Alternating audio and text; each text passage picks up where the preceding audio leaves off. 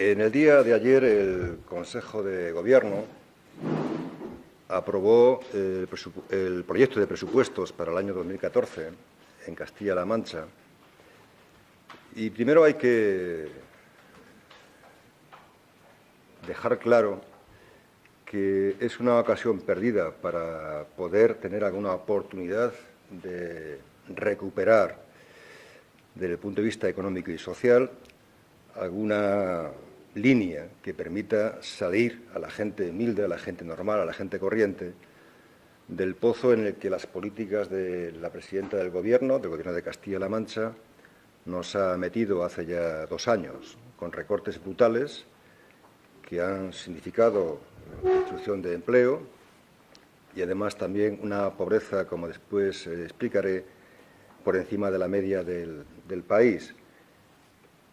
Es el momento de que el Gobierno entienda que debe de hablar con todo el mundo de los presupuestos, por supuesto, y por eso, más allá del contacto que hace unos días hemos mantenido a un nivel insuficiente con la Consejería de Hacienda, creo que es básico que en las próximas semanas, en el ámbito de las Cortes de Castilla-La Mancha, podamos explicar en una reunión que pediremos al efecto al Grupo Parlamentario Popular y también al Socialista, las alternativas que esta región necesita. Desde luego, empezamos con muy mal pie.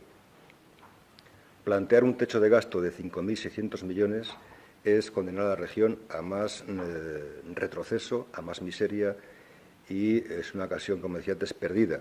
Pero esta actitud que manifiesta el Gobierno de Castilla-La Mancha tiene un correlato con lo que hace el Gobierno de España. Como no, son fieles seguidores de las políticas ultraliberales que ha marcado el Gobierno de Mariano Rajoy, que tiene elementos que quiero situar con bastante precisión y de forma muy resumida. El Gobierno, también el de Castilla-La Mancha, ha dividido a los ciudadanos en 3 bloques: los intocables, los maltratados y los rehenes. Los intocables, los de siempre. Y hay datos que son incontestables. En los últimos meses, especialmente el último año y medio, en este país, a pesar de la crisis lacerante y durísima, se han incrementado de manera exponencial el consumo de bienes de superlujo, una variable que en este momento parece que no tiene mucho sentido. Esto viene a significar que unos pocos, las élites, la crisis no es que les afecte, es que les beneficia sobremanera porque mejoran su posición, ¿no? Por otra parte, los maltratados, que somos la gran mayoría de los ciudadanos de este país, con recortes en todos los sentidos, reforma laboral, sanidad, educación, servicios sociales, y además de una manera, en fin, firme, rotunda por parte del Gobierno, como si fuéramos los responsables, que no lo somos, como es conocido, de esta situación lamentable en la que está el país y Castilla-La Mancha. Y, por último, los rehenes. El Gobierno ha decidido tomar rehenes. Lo hizo, lo está haciendo con los empleados públicos, 4 años consecutivos de congelación salarial. En Castilla-La Mancha, con más saña, porque hay un 3% de bajada salarial que aquí no se ha recuperado, sino en otros sitios. Y ahora viene la parte, si esto es injusto y lo es, la parte que no podemos, bajo ningún concepto, admitir y que vamos a combatir con todas nuestras fuerzas. Y es la intención de meterle la mano en la cartera, literalmente, a casi 9 millones de pensionistas de este país y 350.000 en Castilla-La Mancha.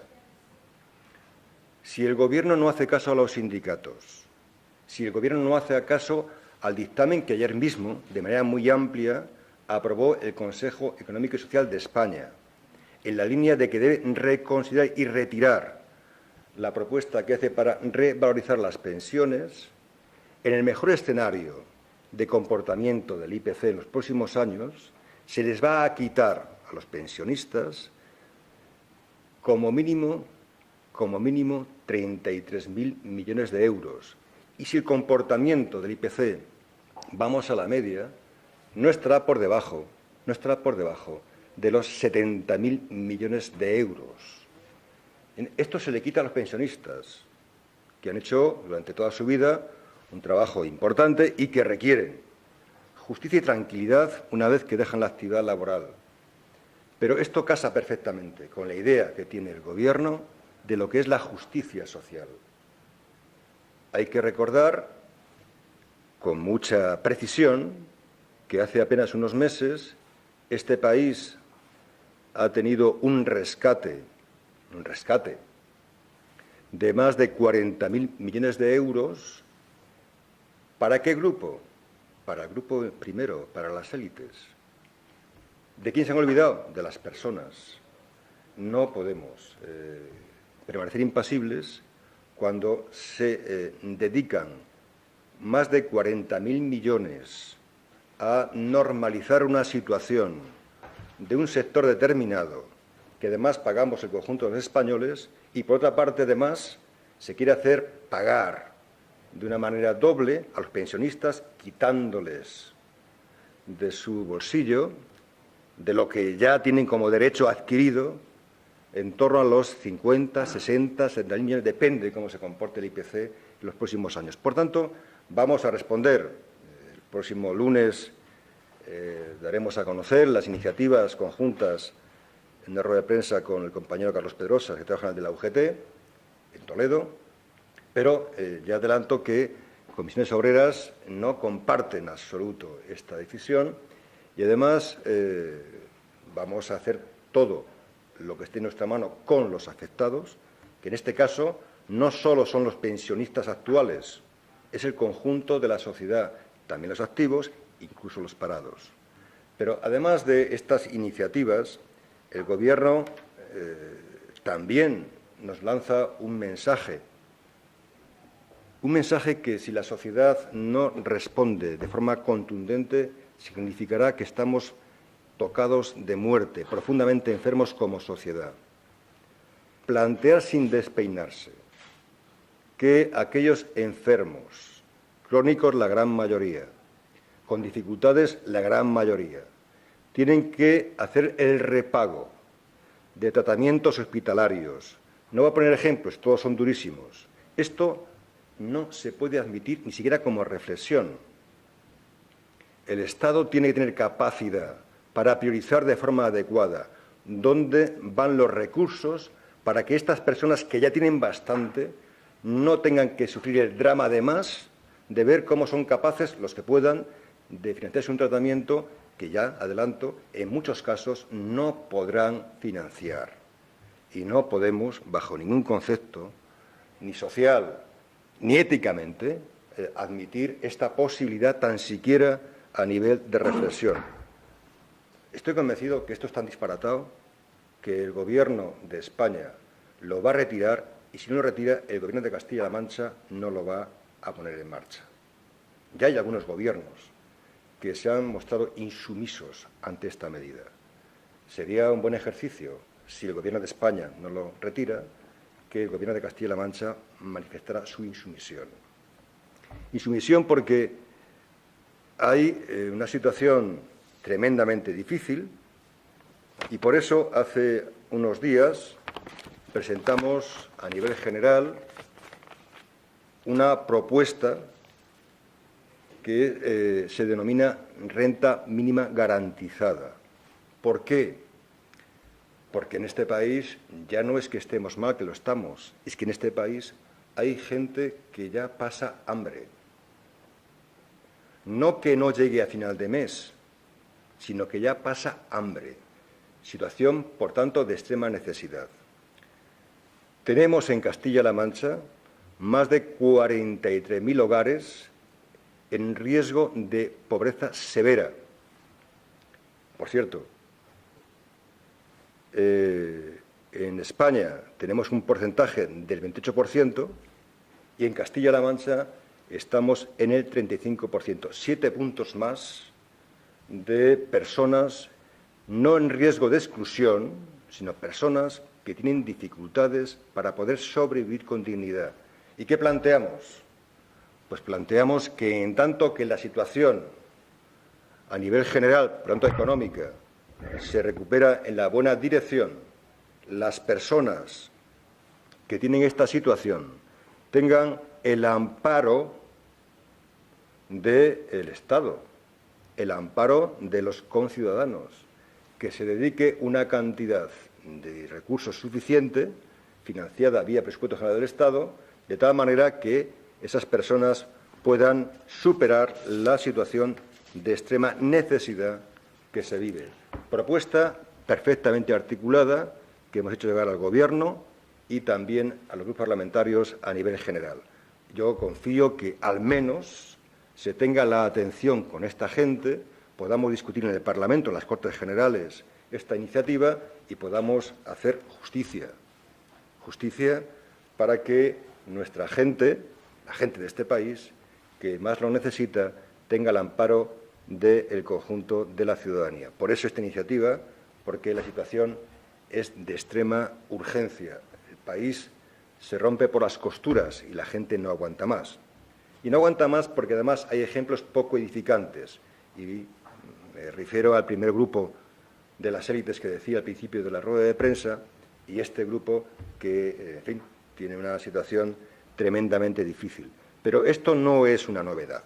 La actitud de mirar para otro lado del Gobierno no es nueva y su cerrazón en seguir aplicando medidas de recorte y medidas tremendamente injustas y además poco eficaces para salir de la crisis tiene también pues otro ejemplo más que evidente y me refiero a los recortes en educación que se han producido en Castilla-La Mancha, este curso que ha empezado con menos profesores y con más alumnos, por tanto menos calidad y con menos oportunidades, este curso que además tiene mucho que ver con lo que vamos a hacer de cara a que el día 24 de octubre, que hemos convocado con toda la comunidad educativa una huelga general en educación, para que no solamente la LOMCE, que ya es un elemento regresivo, tremendamente injusto, que pone en cuestión la calidad de la enseñanza y además que pone en cuestión la democracia, porque esta ley es una ley